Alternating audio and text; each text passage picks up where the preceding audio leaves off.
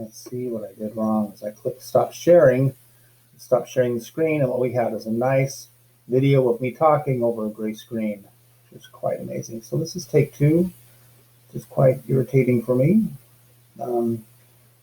We're going to go ahead and do the workbook L and O. So on the hook slot for springs, basically what they're asking is to describe a procedure Carlos could perform to take measurements that would allow him to show evidence for his claim, which is that both the spring and rubber band exert a force is directly proportional to the stretch length. So basically, Carlos is going to do a hook slot experiment by hanging items from hooks and stretching them with known masses to get them to stretch out. And then how could you use the measurements? You would graph the force that pulled the rubber band or the spring versus the distance that it stretched. We'll see that on the next page. What I was interested in sharing with you is the squared. Notice that these AP people have said, hey, when you write a procedure for us on an AP test, use the squared method so that you don't forget anything. Squared is an acronym. So make sure you include a setup. Make sure you include the quantities to be measured, the units that go with the quantities. So this would be meters and amount of newtons. The apparatus that you're using, talk about what equipment you're using. Make sure you R and E look like the same thing, really. Repetition, error reduction gives you repetition gives you error reduction, and then diagram. Looks like setup and diagram kind of are like I think they just needed a nice acronym, but still, this is a great little acronym to help you, for you to check off that you did everything you're supposed to do when you're writing a procedure. And so, and this is basically the lab that I asked you to do this week, your Hooke's Law lab. It's finding something stretchy in your house and adding masses to it that are equal to get it to stretch out and measure the length. Here is what the graph would look like if you knew how much the force was that you were applying to rubber band. I'm not expecting you actually to know how much the things weigh, because you would have to have some sort of balance in your house to weigh them. But if you did, that'd be cool. Notice that for the data, that the data is supplied, and so you can make this graph, and you can see that the spring gives a nice linear line. It's Hookean. Look at that word there, Hookean, which the first time I made this video, it cracked me up to see the word Hookean, because I'd never seen that word before. So if a stretchy thing is Hookean, it'll give you a linear line, and you can find the slope of that line, and you can find the spring constant for that thing. So the slope of that red line is the spring constant for the spring.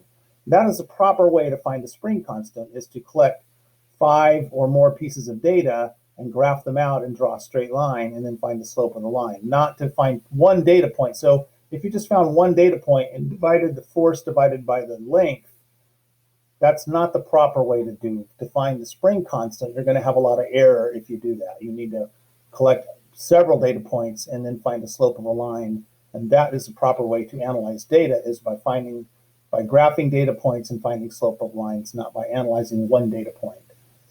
If the claim is correct, so notice that the blue dots, the rubber band, are not Hookean. Rubber bands actually aren't Hookean. And so if you used a piece of sewing elastic or a rubber band or something for your experiment, you're probably going to find that it's not Hookean, that your graph is not going to be linear, and that's okay. And so now I'm going to jump down to O. And so this assignment actually kind of confused me. How she can have a value for the spring constant spring using this equipment. Well, basically, this is it again, right? This is Hooke's Law experiment again. Hang the spring vertically, hang the known mass from it, and stretch it 5 times, and use to graph the weight of the objects versus the stretch and slope of the line. Blah, blah, blah. We just did that. It's repetition is the key to success, apparently. So part B confused me. Outline a brief procedure that explains how measurements are to be made that can be used to calculate maximum velocity and acceleration. I don't remember when they told me. Oh, she's shown an elevator that is currently on the ground floor. She needs to use this equipment to analyze, so that's kind of snuck in there. To analyze the motion of the elevator. The elevator has no windows. All right, so here's what she's going to do.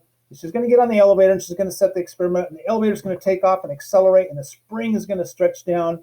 That's going to happen really fast, because elevators normally don't actually accelerate the whole time you're in them, especially in America.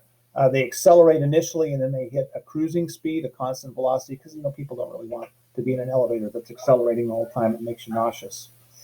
Right, but let's pretend like it's accelerating the whole time because it's some sort of foreign elevator, which is exciting. And the spring stretches, and she can take a nice measurement on that. And she could also measure the amount of time that the elevator was accelerating. And if we did that, then we could see that. So here are the words. If you want to pause your video, you can read the words. If you didn't find the answer key yourself. Here is, so the MA, what is that? That's net force. And they're saying that the net force is equal to the spring force, the K and L. They're using L instead of X. So Hooke's law is F equals KX. You need to know the spring constant. You need to know how much the spring stretched. You need to know the mass of the spring. And then you measure so the maximum velocity is equal to acceleration times time. That's just good old VF equals V naught plus AT, the initial velocity is 0. And so doing some substitution, you could find the speed of the elevator if you knew the spring constant, and you knew how much it stretched, and you knew how long it accelerated, and you knew the mass, right? Easy peasy, ha ha ha. Okay, I'm going to stop sharing.